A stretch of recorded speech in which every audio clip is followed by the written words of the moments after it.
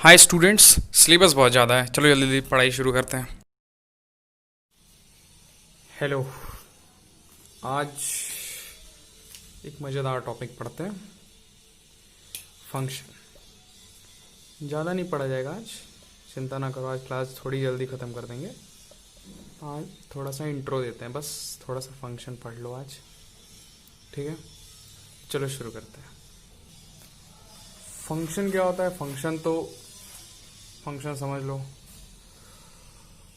Function होता है तुम्हारा जैसे अगर तुम अलजेब्रा की भाषा में कहना चाहो तो कोई ऐसा अलजेब्रिक एक्सप्रेशन जिसमें डिपेंडेंट वेरिएबल्स और इंडिपेंडेंट वेरिएबल्स दोनों हो। लेकिन अगर जनरल उसकी डेफिनेशन तुमको जाननी है तो जनरल डेफिनेशन उसकी होती है subset of A cross B. चिंता ना करो, ये एक मल्टीप्लाई भी नहीं है और चिंता मत करो, बताते हैं क्या होता है ए क्रॉस बी, बताते हैं। ए मान लो कोई सेट है, सेट समझते हो? सेट का मतलब होता है जिसमें कुछ वैल्यूज हों, जैसे 1 2 3 4 5 और भी डॉट डॉट कुछ भी। वैसे ही बी एक सेट ले लो जिसमें कुछ वैल्यू 2 3 4। इन दोनों का cross A cross B. A cross B मतलब ए का एक नंबर उठाओ, पहला वाला, ए का पहला वाला नंबर उठाओ और उसको इसके किसी भी एक नंबर के साथ कपल कर दो बी के। जैसे यहां लिख दो, मान लो तुम ब्रैकेट लगा के 1 3 के साथ करती है। अब एक शर्त ये होती है कि अब ये 1 अगर एक बार यहाँ पे शुरुआत में आ गया तो अब आगे कहीं नहीं आ सकता है। अब ये 1 आगे किसी और नंबर के साथ नहीं आएगा।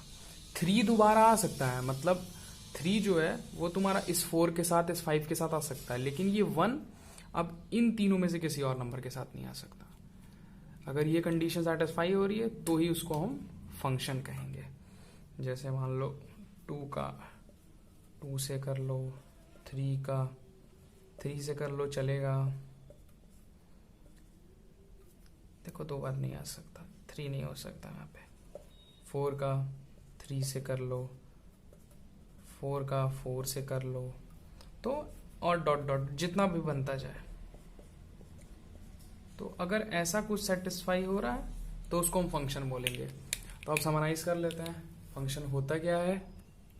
तो देख लो, फंक्शन की ये 2 कंडीशन तुमको सेटिस्फाई करानी पड़ेगी। There should be at least 2 sets, 2 sets तो होने ही चाहिए। जैसे एग्जांपल के लिए ए और बी ले लो, A B C D E F, मतलब 2 तो होने ही चाहिए फंक्शन के लिए। 3 4 5 6 7 8 10 कितने भी सेट्स हो सकते हैं, होने को कितने भी हो सकते हैं, लेकिन 2 तो मिनिमम चाहिए ही चाहिए।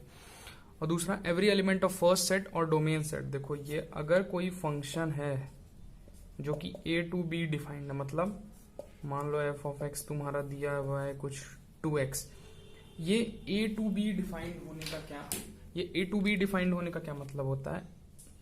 ए टू बी मतलब x में क्या रख सकते हो, x is the element of A, मतलब x में वही वैल्यू रखी जाएगी जो a कंटेन करेगा। एग्जाम्पल के लिए अगर a के पास है 1 2 3 तो x में क्या आ सकता है, x 1 2 3, इन्हीं 3 वैल्यू में से कुछ तुम उठा करके इस यहाँ पे इस फंक्शन में रख सकते हो। तो इस वजह से जो इनपुट हम डालते हैं, जो हम अपने पास से देते हैं x में, उसको हम क्या बोलते हैं, ये तुम्हारा हो जाता है डोमेन।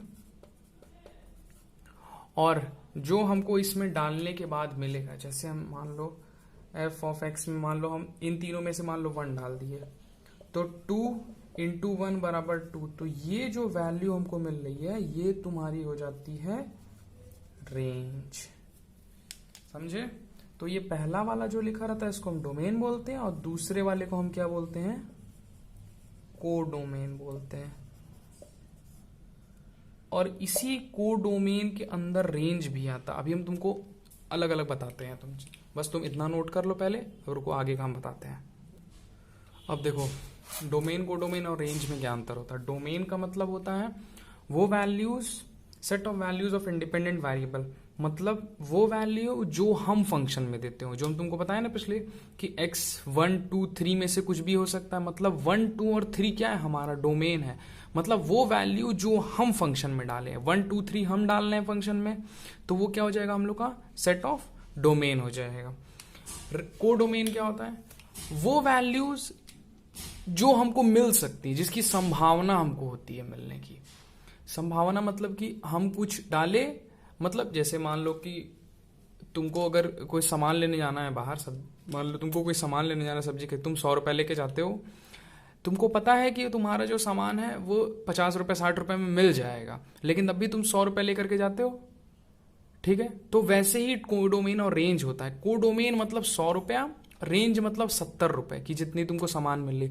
तो कोडोमेन के अंदर ही होता है रेंज, कोडोमेन के अंदर ही होता है रेंज, समझे। इन दोनों को भी हम एक एग्जांपल से समझा रहे हैं, पहले इसको नोट कर लेना।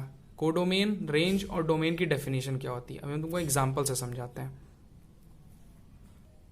अब ये देखो, मान लो तुमको एक फंक्शन दिया हुआ है f(x) बराबर x+1, और फंक्शन जो है वो डिफाइंड है a टू b में। a क्या है ये, b क्या है ये, हम तुमको पहले बता चुके हैं कि यहाँ जो लिखा रहता है उसको क्या बोलते हैं, ये तुम्हारा क्या है, डोमेन, और ये क्या होता है तुम्हारा कोडोमेन। अब ये देखो क्या, डोमेन का मतलब जो हम वैल्यू डाल सकते हैं। चलो डालना शुरू करो। a में से पहले 1 उठाओ, f(1) बराबर 1 + 1 कितना हो जाएगा 2, वैसे ही फिर 2 डालो a में से निकाल करके, कितना हो जाएगा 2 + 1 3, 3 डालो कितना हो जाएगा 3 + 1 4, f(4) डालो 5। तो ये देखो, अब ये देखो जो तुमको रेंज मिल रही है, रेंज मतलब हम क्या बताए थे, जो हमको इनपुट डालने के बाद जो आउटपुट मिल रहा है, जो ये आउटपुट आ रहा है, जो ये आउटपुट जो हमारा है, ये चीज इसको रेंज बोलते हैं। तो रेंज क्या हो जाएगा 2, 3, 4, 5, ये चारों वैल्यूज हमारी रेंज हो जाएंगी। कोडोमेन क्या हो जाएगा तुम्हारा, ये वैल्यू, ये संभावित वैल्यूज, मतलब इसी में से आ रही है। जो हम लोग का रेंज है देख लो, 2 है इसमें, है 3 है, 4 है, 5 है, लेकिन ये वैल्यूज भी है, मतलब इन सबों में से संभावना थी, लेकिन आई कितनी वैल्यू, सिर्फ इतनी ही वैल्यू आई। तो ये हमारा क्या हो जाएगा, ये उठ करके देखो, ये हमारा रेंज हो गया, और ये पूरा ये बी सेट, ये तुम्हारा क्या हो जाएगा, कोडोमेन हो जाएगा। और ये तुम्हारा पूरा ए क्या हो जाएगा, डोमेन, ये तुम्हारा कोडोमेन, समझे। ये तुम्हारा डोमेन, ये तुम्हारा कोडोमेन हो जाएगा। तो ये अंतर होता है। हाँ अब ये देखो, अब ऐसा नहीं हो सकता कि a का 1 जो है 2 से भी लगा हुआ है, a का 1 जो है वो 4 से भी लगा हुआ है, तो वो फंक्शन नहीं कहलाएगा। हाँ लेकिन ऐसा हो सकता है कि 2 की भी वैल्यू 2 आ रही है और 3 की भी वैल्यू 2 आ रही हो, मतलब कि ये हो सकता है, ये अलाउड है। 2 की भी वैल्यू 2 हो सकती है, 3 की वैल्यू 2 हो सकती है फंक्शन में डालने पे, लेकिन ऐसा नहीं हो सकता कि 1 2 में भी आ रहा है और 1 4 के साथ भी आ रहा है। ये नहीं हो सकता, ये नॉट अलाउड है, ये नहीं हो सकता, ये गलत है। इस वजह से ये तुम्हारा हो गया रेंज, डोमेन और कोडोमेन में अंतर। तो ये बताओ तीनों में से समझने में कौन सी सबसे ज्यादा दिक्कत हुई हो, कमेंट में बता देना। और सिलेबस खत्म करना है तो तुरंत जल्दी से सब्सक्राइब कर दो। चलो ठीक है, तो आज के लिए इतना ही। सिलेबस जल्दी खत्म करने के लिए सब्सक्राइब करो, तुरंत सब्सक्राइब करो।